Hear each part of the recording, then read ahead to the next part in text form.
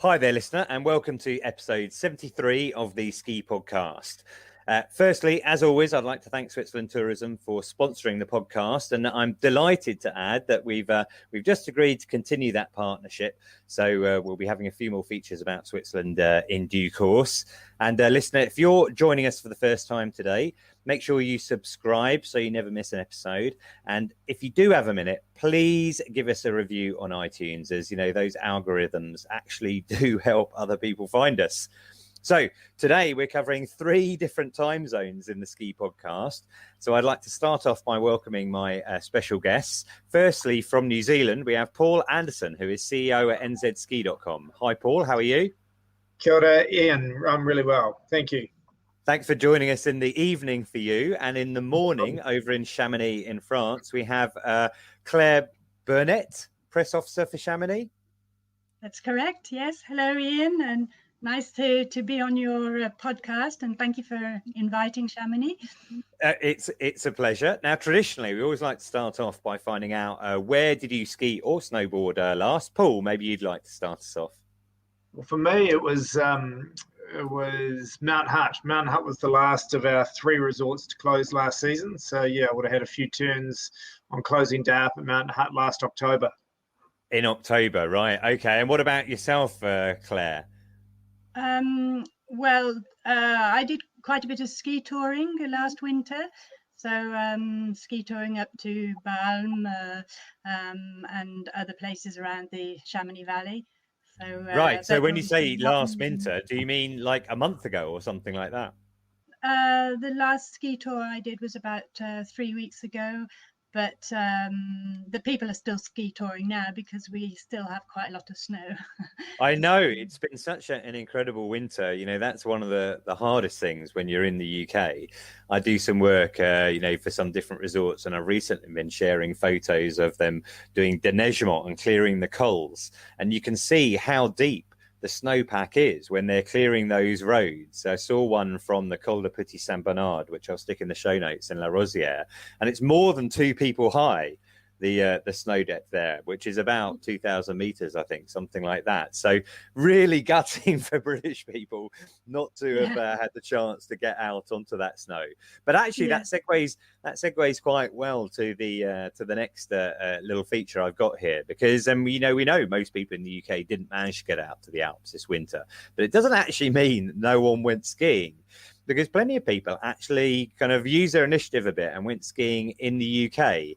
And even more amazingly, quite a few people have actually skied in the UK in May. So let's hear from a few of our listeners who went skiing earlier this month. Good afternoon, Iain, and a warm welcome from a wet and windy Wales here on Friday the 21st of May for what is realistically a season wrap-up. It was an uncharacteristically dry March with no snow falling on the peaks of South Wales, and my ski partner Chris's quest for a 50-day season took a fatal hit. We managed 3 days on snow between the 6th and 12th of April, but despite it being the coldest April in Wales since 1922, it was also the driest and sunniest, which meant the skis stayed in the cupboard for the rest of the month.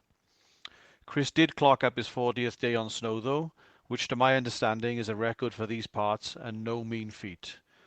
A cold front moved across the UK over the May bank holiday weekend, and while Scotland and the north of England were experiencing heavy snowfall and long descents, I had to eke out a couple of turns on Pen y Fan and Corndee in the central Brecon Beacons on about as many frozen crystals as there are in my freezer. Still, I was on skis in Wales on the 6th of May, 6 months after making my first turns for the winter back on the 3rd of November 2020. Not bad for mountains which top out at 886 meters. I finished with 23 days for the winter, some of which are up there with my best days on skis anywhere. To see images and videos of our days out this season, please see my Instagram page @MikeTheSnow or type in #SkiTheBeacons in the search bar. Until next time, if it's snowing, I'm going. I was lucky enough to have done some ski touring in Cairngorm a week ago.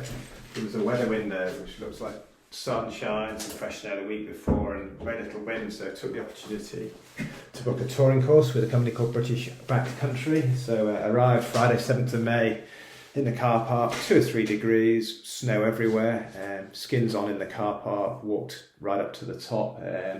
Visibility was in and out, bit of snow, bit of fog, and then as we got over the top and transitioned, the skies cleared and blue sky, no wind, quite warm, and absolutely fantastic soft snow. Managed to ski right down the other side to the loch where we had lunch, and then skinned all the way back up to the top, did a couple more runs, came back via, I think it was the Coronation Wall, and could ski all the way back to the car park. So for the 7th of May in Scotland, given the COVID year we've had, it was a fantastic day out, and I consider myself very, very lucky. Hi Iain, thanks for the invite.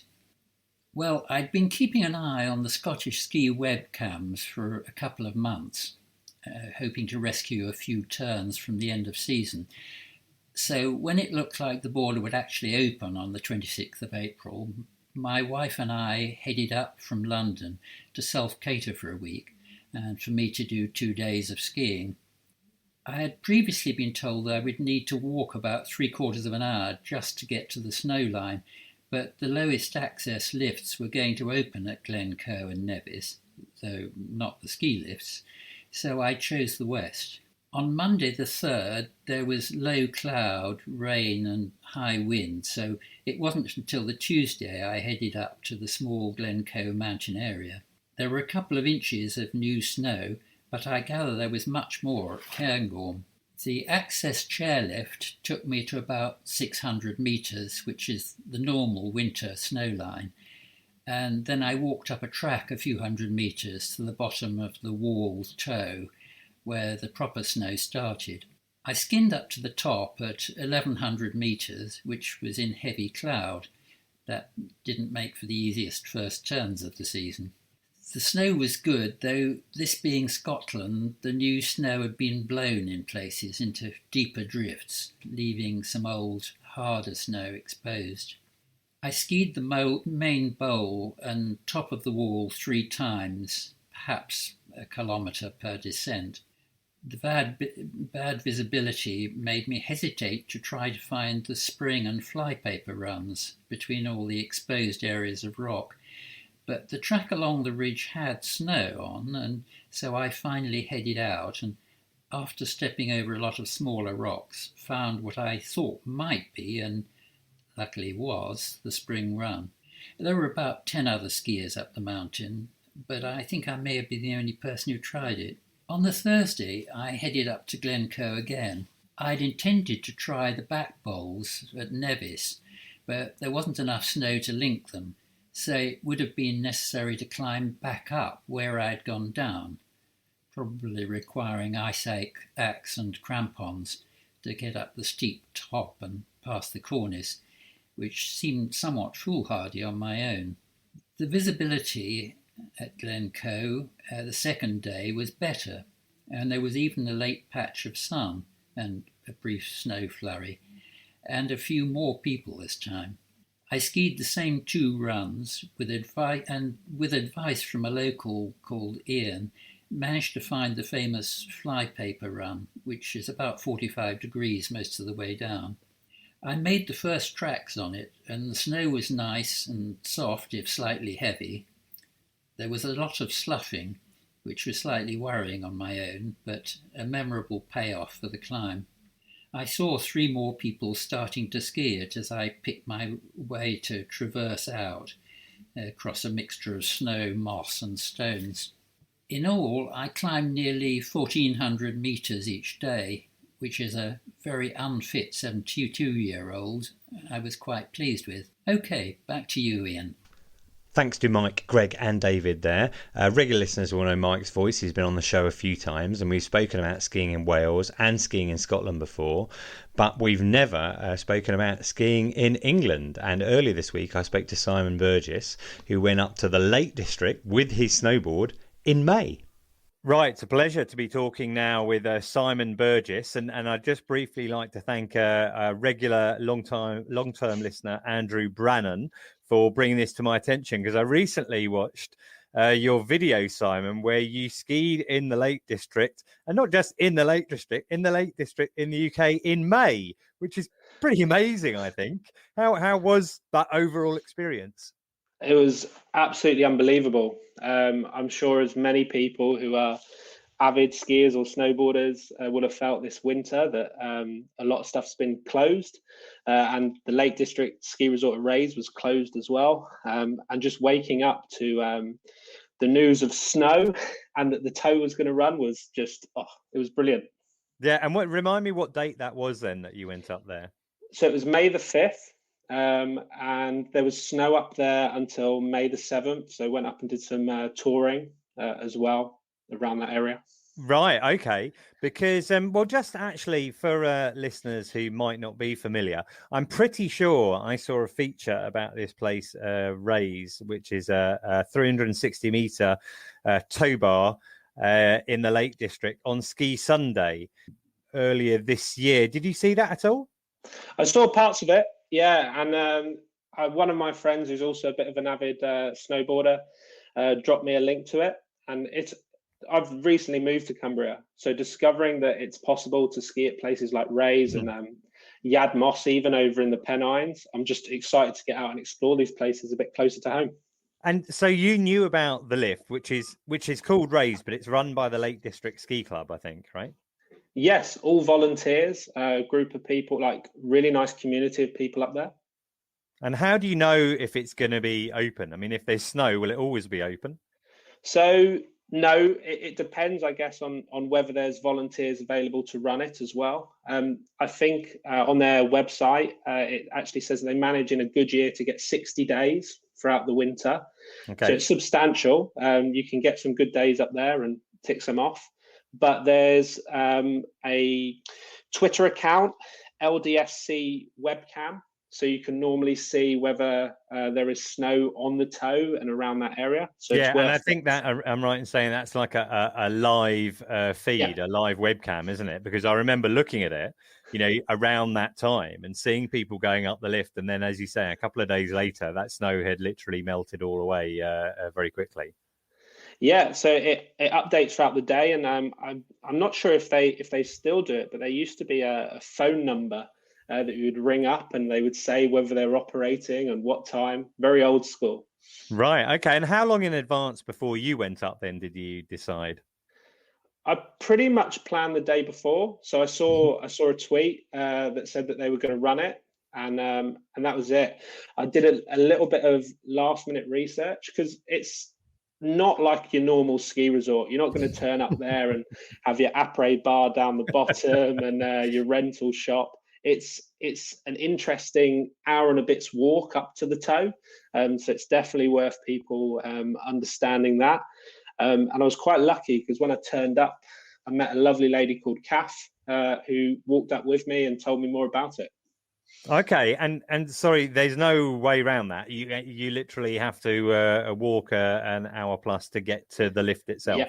Yeah. So the members have a car park near. There's a YHA in Glenridding. I think it's YHA Helvellyn. But if you're not a member, you need to park down by the mines and have a good stroll. Even from the members' car park, it's an hour. But I think that's really cool because everybody who's there is motivated to get there, and everyone's had to do that walk, and it's such a cool community of people up there. Yeah, well, people talk about earning your turns, and in this case, you're definitely earning them, aren't you? When you get there, I mean, I assume the lift isn't free. What's the situation there? So if you're a member, you can pay £50 or £60 a year, and you can use it unlimited amount of times throughout the summer, throughout the winter. So whenever it's running for £50 or £60, you have unlimited access. Unfortunately, and especially like this year, the list for membership has gone up. There's a long waiting list. I think one of the volunteers told me they're currently at nearly 400, about 370 people waiting for a membership up there. So it's popular, but you still can go as a day guest. And as a day guest, you pay £30 if you're there in the morning and if you want to ski all day. However, they are flexible with that. If you turn up in the afternoon, there were some people being charged, say, £10 for the last couple of hours on the tow, for those unlucky few that had to work in the morning. Or on my day, they said, "Do you know what? It's May. I'm not going to charge you the 30. We're going to charge you 20. So just go out there and have fun." Great, even though the conditions look excellent in your video. Oh, yeah, conditions were fantastic. Again, like, it's not Japan, it's not meters of powder, but there was fresh snow. It's all ungroomed up there. I think they've got 9 runs, which they have on their map. So there's some nice little areas to explore. And yeah, actually, I wasn't expecting much. I knew the tow was only 360 meters. I think their longest run is about a mile. But I had one of my favorite ever days. I was buzzing. Am I right in thinking that underneath it's heather, or are you needing to be concerned about, you know, your skis or your snowboard with rocks, etc. underneath? I might have come across a couple of rocks, but it depends on where you go. The main runs are pretty safe. Little bits of grass here and there might be poking through. If you're a little bit more adventurous and you're straying off to the sides of what they would call the runs, yeah, you might come across the odd rock. You said there were other people there. Would you describe it at all as being busy? Well, not busy in terms of like a queue at the Le Charbel gondola, if you're ever going to Verbier. Well, I think on the day there was maybe 30 or 40 people up there. Okay. Did you ever have to wait to get onto the T-bar? No. And oh my God, that T-bar for a snowboarder, I know a lot of people don't like pommer lifts anyway, but that pommer was one of the hardest ones that I've ever gone on, because it's on a bit of a camber. So right. It's very much a stay on your toe edge and try and stay under the toe. But everyone's just up there having a great time. 30, 40 people. Some people just up for the morning, going to work in the afternoon. Some people coming up after a morning of work. Yeah, and no lift queues. Yeah, it sounds great. And also, from something that I thought from the video, it reminded me a bit of some of the views that you get, for example, from the New Zealand resorts, where you're looking because you're not really high in the mountains. You have views back over the valleys, which are more gentle. It looks spectacular. Just like Coronet Peak. Coronet Peak is stunning. The look back over the lakes there, and you can see 2 lakes from the top of Rays. You've got Ullswater and you've got Thirlmere. For anyone that follows any of the stuff that I've done, some of the resorts that I love the most are those with those views. Lake Tahoe, the New Zealand resorts, and Rays is now definitely firmly on that list. Excellent. And you know, your video was extremely professionally done. I'm assuming that you have a drone of some description that you use. Yeah, I've tried over the last couple of years to make it a little bit more professional. So in the last maybe 4 or 5 months, I've picked up a Mavic Mini 2, which is doing the job. I'm still learning. So hopefully the footage came out all right. And yeah, it looks good. Yeah, well, there's some really nice shots on there. So just to remind people then, if anyone's interested in watching it, they can see it on your YouTube channel. I think probably if they search for Simon Burgess, they'll be able to find it. And you have a website, simonjackburgess.com, and social channels as well, if people want to track that down. Obviously, I'm going to put the details in the show notes as well. And I also discovered in our little chat in the green room that you've skied in China as well. So I think what we might do is, if you're interested, we'll have you back on another episode to have a little chat about that. From one extreme to the other, from the Lake District to China. I guess both, areas that don't get so many visitors. Yeah, definitely. Skiing in China was an experience in itself. So I'd love the opportunity to come on and talk about that. And yeah, I would just encourage as many people as possible to go and find some of these places. And if you get a chance next winter, head out to Rays, head out to Yad Moss, and explore some of these areas. Cool. Well, that's brilliant, Simon. Thanks very much for coming on and sharing that with us. Thanks for having me. But of course, as of May 17, we're no longer restricted to the UK and we can legally travel overseas, but it's far from simple. So to talk us through it, I asked Katie Crow from Battleface Travel Insurance to tell us what the current situation is. And you might remember Katie because she was last on the show in episode 71. Hi, Katie. Thanks for joining us. How are you today? Oh, good morning, Ian. I'm great, thanks. Great to be here. Excellent. Now, I think most of our listeners know we've got a traffic light system in place, but it is changing very dynamically. I mean, we're talking today on Friday, the 28th of May. What are the kind of latest headlines and changes? Well, the latest headline this morning, which is a real blow to those wanting to go to France this summer, is that France has clarified that non-essential travel from the UK will be banned from Monday, the 31st of May, due to the spread of the Indian coronavirus variant, which is a massive blow. The officials in France have said that travel to the country should only be allowed if, it's essential, for example, for bereavement or childcare reasons. And arrivals from the UK face 7 days in isolation and are required to take several tests. So that's the latest advice on France. And then we've got Germany last week imposed a 2-week quarantine on UK arrivals.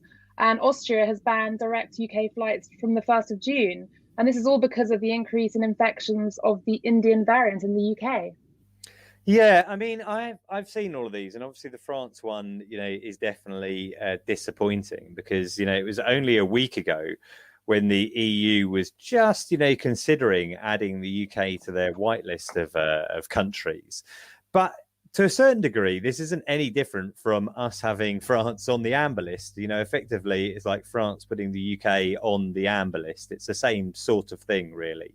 Yeah. I'm kind of hoping that, they're going, I've continually suffered from optimism bias in this whole pandemic, but I'm kind of hoping we're going to see that there isn't, a huge jump in infections in the UK, and by the time realistically we're looking at taking France off the amber list at the end of June, they'll be doing the same for us.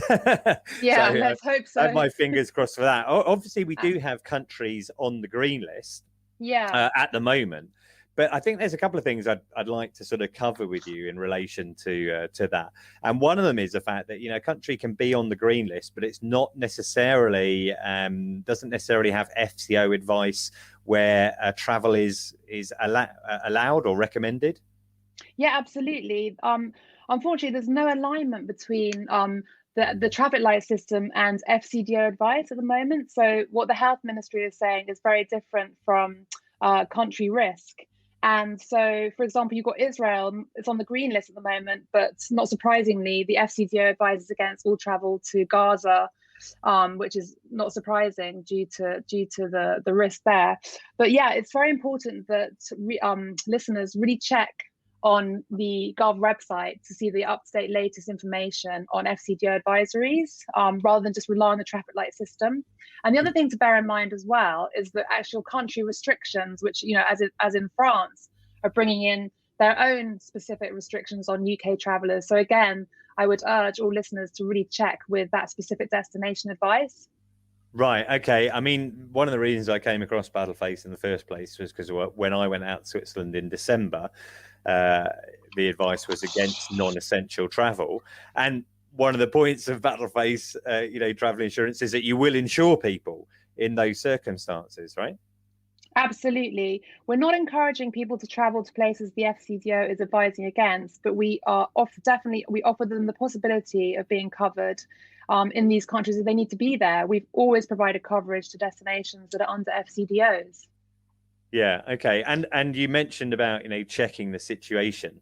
Another thing I saw recently is that you've got this kind of database, which is up to date, where you can go onto the site and actually check, right, what is the current situation for each particular country?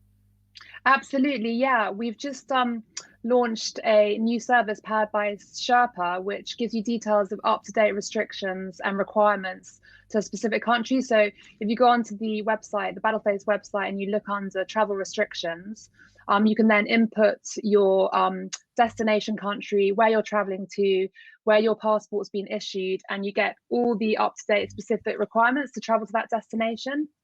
So it's an extremely valuable tool. Well, really valuable, because it's one of the issues about everything is it can be extremely confusing. And if, in my opinion, if you're legally entitled to travel to a place, then it's up to you to decide on the risks. And if you want to go through the various hoops of getting testing done and things like that, you just need to know exactly what is required. Absolutely. And, on the website, it gives you details of restrictions, quarantine policies, health documents you need, COVID testing you'll need to do, whether you have any restrictions during transit, any health documents you need to take with you, and whether you need to wear masks, whether they're mandatory in public. So it's really important that travelers check the up-to-date latest, as it's such a fluid environment, that they check the latest information. It certainly is. It's changing the whole time. This podcast is probably going to come out on the 31st of May. And I think within a few days of that, we're going to see an announcement about the possible second wave of green list countries, which would come into play on the 7th of June. I'm not sure many will be added, or certainly many significant ones will be added. It's really, I think, that date, the 28th of June, which is the one where, we really might see some good changes. That's what I have my fingers crossed for. I've also heard sources have said that the government has suggested that it's going to give at least 7 days notice of countries moving on to the green list. So this would mean that we could potentially get an update when this goes on air on Monday, the 31st of May. Because that would be 7 days. I tell you what, if that happens, I'll add in an extra little bit, and listener, you'll suddenly find me talking without Katie here. Well, that's brilliant, Katie. Thanks so much for that. It's really helpful. And things are obviously very dynamic. Maybe we can invite you back on future episodes, and you can update us on the situation as it all evolves. That would be my pleasure. Cool. All right. Thanks very much. Thanks so much, Iain. Bye. So the travel situation is changing the whole time.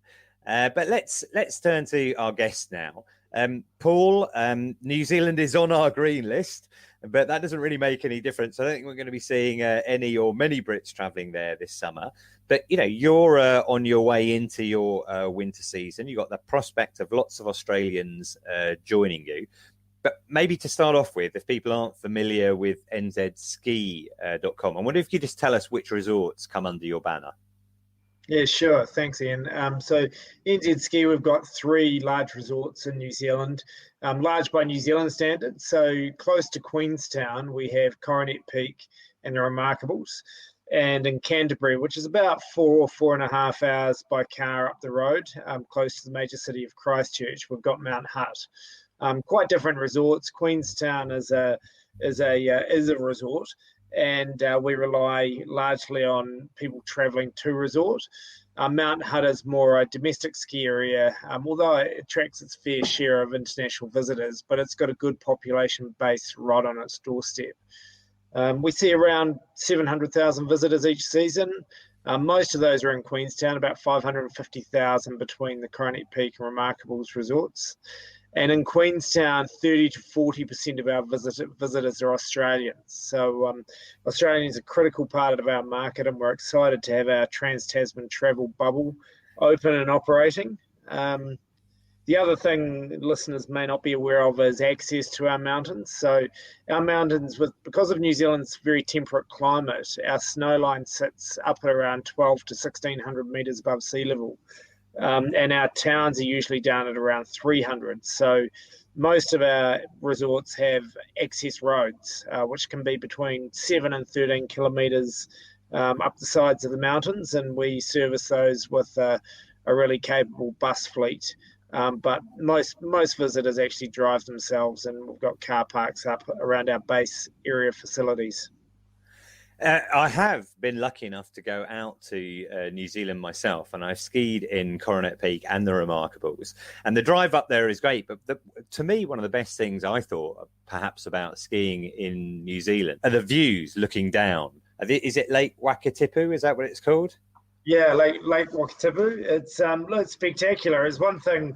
Traveling a couple of years ago, I was up in Lake Louise in the middle of winter, and everything, as some listeners might be aware, is completely white. And the penny dropped for me how temperate New Zealand is, because when you stand on the top of a mountain in New Zealand, you look out across the white snowfields down to the green hills and a deep blue lake. So the lakes don't freeze over. So it is extremely scenic. Yeah. Yeah, it's just well, it was just beautiful. I really love that. And just remind me, you mentioned there the is it the snow line between 1,200 and 1,600? What's the kind of highest point for snow? So, well, our mountains, the highest is Mount Hutt, which runs up to 2,088 meters. Right. Coronet Peak's a much lower mountain, so it runs between 1,200 and 1,600 meters.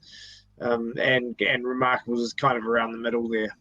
Yeah. And what actually are the season months? I mean, I know I read earlier today that it's looking possible. I think you've got a snow storm coming in and that Coronet Peak could open early. But what's the season that you operate? Yeah, it's usually early to mid-June, all the way through to early October. Right. Okay. And so when might Coronet Peak open? I just heard that today. Yeah, our scheduled opening date is the 19th of June. But we've got this big storm coming through and we've had really good snowmaking conditions. So we're hoping we'll get it open a week earlier on the 12th of June. And you never know, we have our Queen's birthday weekend in the first weekend in June. So that would be a real treat for locals if we could get it open for even a day over Queen's birthday weekend. Great. Well, that would be very exciting. Now, you mentioned the Trans-Tasman bubble, but let's just track back to last winter. I think everybody knows, listening to the podcast, that New Zealand, locked down really early and, sealed the borders. So your resorts were, I think, open for most of the winter, the way lockdown happened, but domestic visitors only. So how busy were resorts last winter? Yeah, that's right. We went into a lockdown in April 2020. All the way through the 27th of April, and then heavy restrictions through to mid-May. So the lead into our season was challenging, where we didn't even know whether we were going to be allowed to open. We worked really well with some other major resorts in New Zealand and created protocols so we could operate safely under what we refer to as level 2, which is means people can travel. They just need to think about social distancing. As it turned out, on the 8th of June, just 4 days before opening our first resort, which was Mount Hutt, we moved to level 1, which is pretty much life as normal in New Zealand. There were no community cases.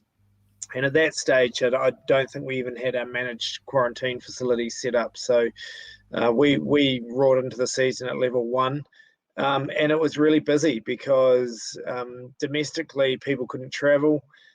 We had some superb media in the lead up to the season, because I think people really saw ski resorts as a bit of a beacon of hope. They'd been locked in their homes for 4 to 6 weeks.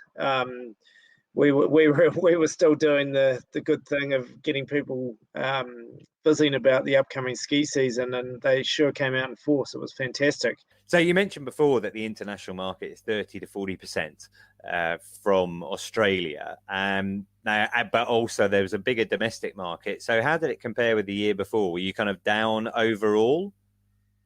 Yeah, we were. We were down that 30 to 40% in visitation.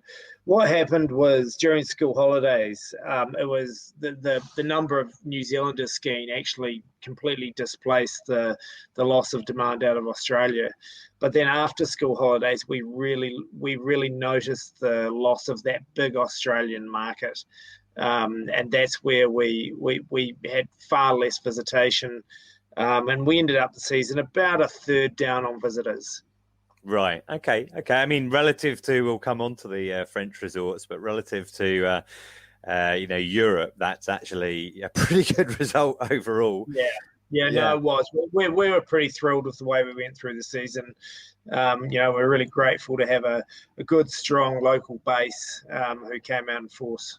Yeah, and I think, when people have had lockdown, and we're going to touch on this in a minute, there is this pent-up demand. People really do want to make the most of their lives and do what they can. And obviously, it's big news that Australians are going to be keen to head back to the New Zealand snowfields. I did see a survey earlier today, which was looking at the number of searches, and I saw searches are up 52% on pre-COVID levels for Australians looking at New Zealand ski resorts. Are bookings looking strong at this stage? Yeah, they are. They're looking really strong. We notice for most of our products aren't demand limited, so just ski passes and so on, we don't require people to book in on certain days. So, and because of that, we can't get much of a read into pre-bookings. But for products where you do need to book in, like snow sports lessons, we're seeing really heavy early bookings.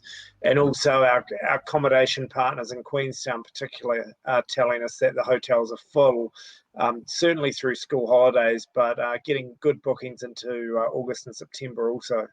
Great. Well, that is really good news, and we'll come on to Europe in due course. But certainly, one of the clients I work for, Le Ski Chalet Holidays, they're reporting they're 75% full for next season. And I have suffered from optimism bias, but I'm very hopeful that next season is going to be a really good one.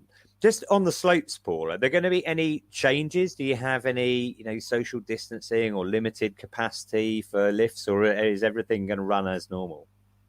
At this stage, yeah, pretty much as normal. The main difference I think people will see is that we've got a government advisory to wear masks on public transport. So we'll be asking our guests on buses and shuttles to wear masks.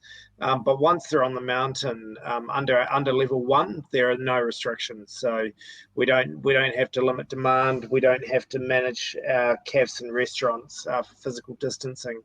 If we go to level 2, and we're prepared for that, then that's when we've got some additional things come in. And there's really 3 things. One is contact tracing is mandatory. So we asked all guests to either scan in or they're using our lift products so we can identify if they've been at resort. The second one is social distancing. And we have green and yellow zones. So green zones, social distancing not required. But yellow zones, there'll be managed social distancing. So that's lift queues or anywhere where there's a congregation of people. And the third thing is just increased hygiene and cleaning protocols for us. Right. So there's no reduced capacity or anything like that. And Queenstown itself, I don't know if NZ, I think you just operate the lifts themselves, but Queenstown there's a lot going on in Queenstown. There's so many other activities you can do. And obviously in winter, maybe there's slightly fewer, but will all of those kind of be going ahead as well, do you think?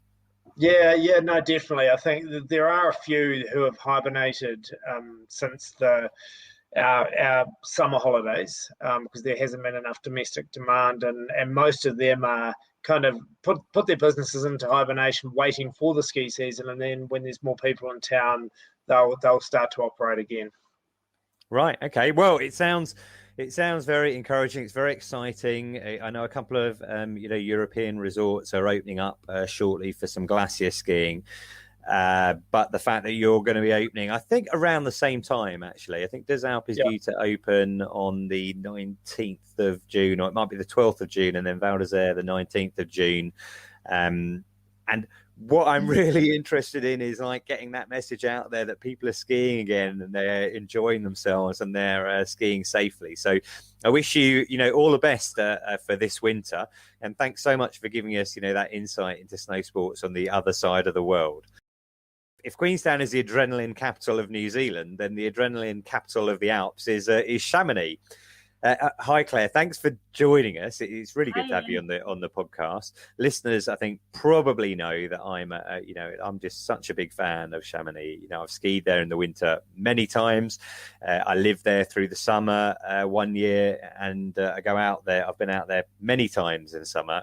Probably I might even prefer it in summer, but we have had some exciting news or encouraging news because with déconfinement and unlockdown, I prefer that word déconfinement, the lifts started working again in Chamonix, I think, on the 19th of May. How's that going so far? Yes, the Aiguille du Midi lift, which is obviously our major sightseeing lift because it goes up to 3,800 meters, opened on the 19th of May. So there are certain health social distancing restrictions, and the lifts run with 50% capacity. But that's okay because it's not a particularly busy period. There was quite a frenzy as soon as the lift opened, with all the young free riders, well, not just young, all ages, going up to the Aiguille du Midi to ski the Vallée Blanche or to ski various couloirs, and of course the snow conditions are so amazing that it is quite tempting. Yeah, I actually saw, I might drop that in the show notes, some videos that have been shot by people taking a couple of different routes down from the Aiguille du Midi, because obviously, you know, it's been a good season. And if you get up to 3,800 meters, you can get some really good quality snow as well. Now, you mentioned that it's running at 50% capacity at the moment. I believe the plan, which has been, you know, outlined, is to increase that to 65% from, I think it might be mid-June, and then 100% from, 65% from the 9th of June. Yeah, and then 100% before the end of June. Yeah, the sort of key dates, are the 9th of June and then the 30th of June, when we should, by 30th of June, if all goes according to plan, we should sort of come out of the lockdown pretty much completely for the summer months. Yeah, well, we're certainly looking forward to that. And so in Chamonix, you know, we talked about the Aiguille du Midi cable car, but it's also the Montanvert lift. I think or maybe there's some work going on that, but it's going to open shortly. The Montanvert Mer de Glace cog railway opens on the 29th of May. And then the other lifts open on the between the 5th and the 12th of June. But of course, that opens up the whole sort of mountainside, so for activities like, you know, mountaineering, paragliding, mountain biking, it makes everything so much more accessible. Yeah, exactly. Well, that is going to make a lot of difference. Now, let's track back a little bit then to last winter. You know, this is the first time the lifts have turned or been allowed to turn since the autumn, I guess. How has Chamonix been through this Saison Blanche? What's the atmosphere been like in the resort? Well, it's been much quieter, obviously, but the atmosphere is still, it's always buzzing in Chamonix. So, I mean, obviously the big losers have been the lift company, because they had absolutely no income whatsoever. But people have turned their attention to discovering different activities. So I mentioned ski touring, which has been incredibly popular. The only sort of the obstacle to more people ski touring was the fact that there weren't enough touring skis, because all the hire shops had just sold out, or, you know, they had no more rentals. But it's that was really interesting, because we have 3 itineraries in the Chamonix Valley, which are more or less prepared and made safe. So there's one departing from Les Ouches, there's one departing from the foot of the Grand Monte station in Argentière, and another one from the village of Le Tour up to Balme. And those were just so popular, and it was a good introduction to people who never toured before, because they felt completely safe, and there were mountain guides stationed at the foot of each of these itineraries to give people assistance and advice, which was a nice gesture from the Compagnie de Guide. Yeah, I think I mentioned in a previous episode, it might have been the last episode of the Ski Podcast, that you know, I've been enjoying people skiing vicariously this winter, because I have lots of friends who live out in the Alps, and looking at them on Strava and seeing them doing all of their ski touring, etc. And we had, I think Mark Seaton is a mountain guide from Chamonix. He was on the podcast a while ago talking about how all the ski touring equipment had sold out. But we also had Bethany Garner on an earlier episode of the podcast, who lives down in Sallanches. But she's been doing a lot of cross-country skiing this winter, and that's also become incredibly popular, I believe. And, equipment has been selling out. Yeah, absolutely. Yeah, well, that's quite the upside of all the sort of COVID consequences, is that people have discovered different activities that they would not normally have done, and it's also given people more time just to enjoy nature and to enjoy the Alps and to perhaps have more family time. There were toboggan tracks absolutely everywhere, so lots more family time, I would say. And then the other thing is snowshoeing. That's been incredibly popular, and I have a very good friend who's a ski instructor, and of course, so her work, she's also a mountain leader, and she spent the whole winter guiding snowshoeing trips, and she said she really enjoyed it.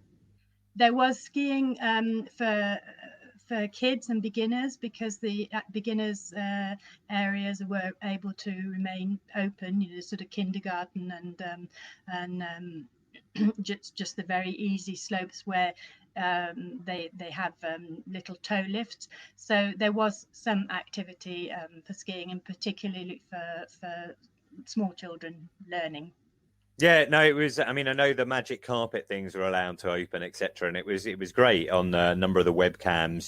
During Vacances Scolaires, I was able to look, and you see people actually learning to ski, kids learning to ski, which is really encouraging. But most of the winter, well, all of the winter in France, anyway, you've been restricted to the domestic market, and I understand that even in that peak season, occupancy was probably floating around maybe 30 to 50% kind of levels. Yeah, I would say depending on the periods, I would say between 30 and 50%. We obviously Chamonix depends on the foreign markets, which represent in winter 50% of our overall occupancy. So we were, of course, deprived of those markets. There was still quite a lot of British people in Chamonix, because some people chose to relocate and to work from Chamonix, sort of homework from Chamonix, and then we have about between 10 and 15% permanent occupancy of British residents. So, but even a lot of these British residents run small travel companies, chalet companies, and of course their market changed as well, because instead of hosting British visitors primarily, they had a lot of French clients. So that was a sort of a change in position as well. Interesting. And so of course we had far more French visitors that we would normally have, and people that came to the mountains for the first time.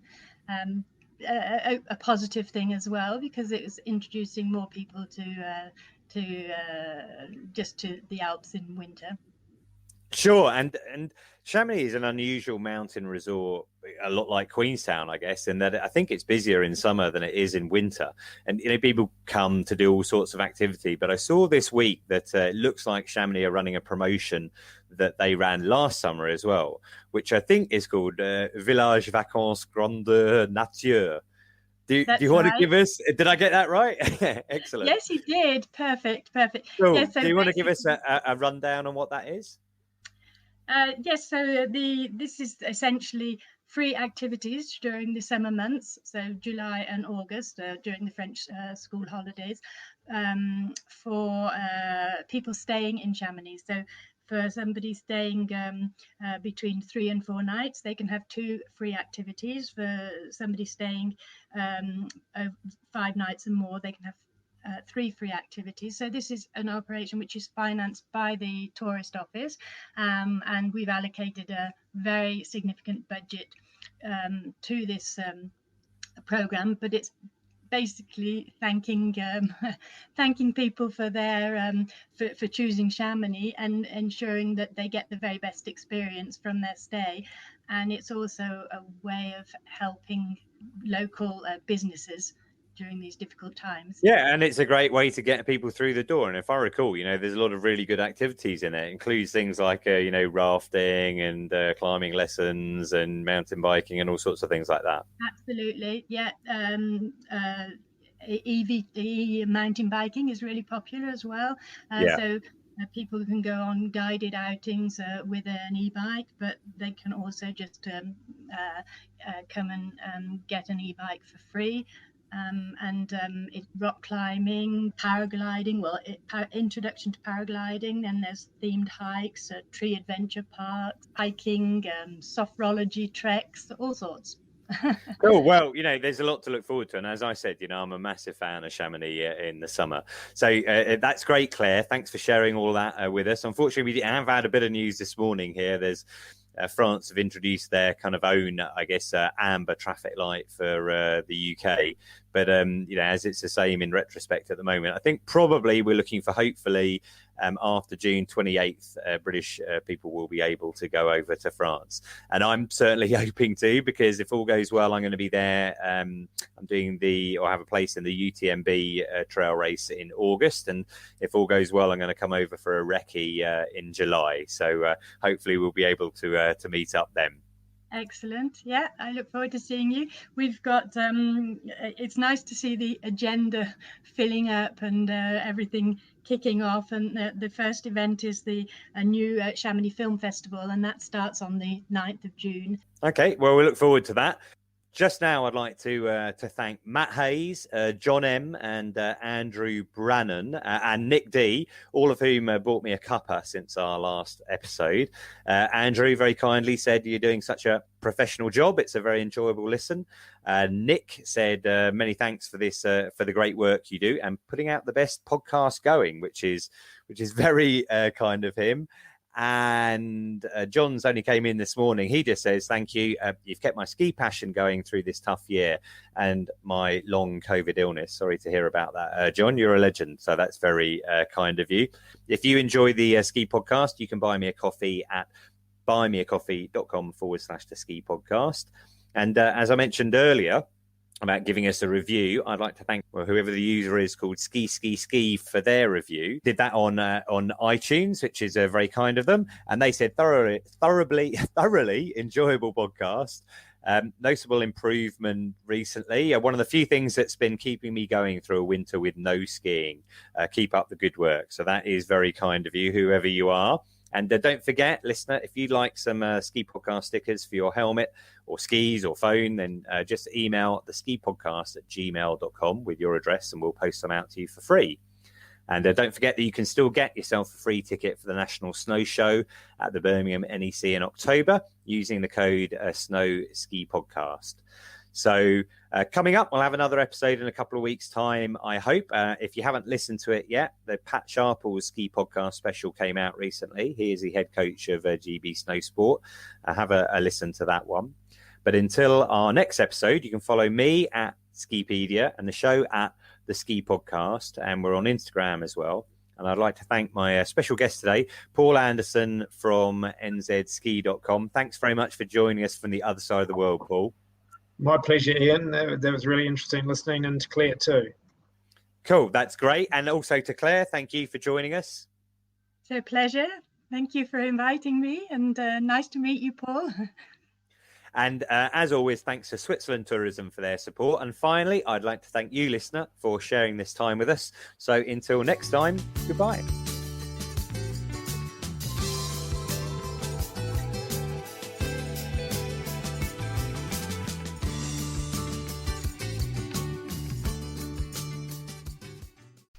I really enjoyed this week's episode. And in fact, this winter, I really enjoyed talking to everybody about skiing for the podcast and putting together all the different episodes. It does take a bit of time. I think I just worked out that episode took me 8 hours to do.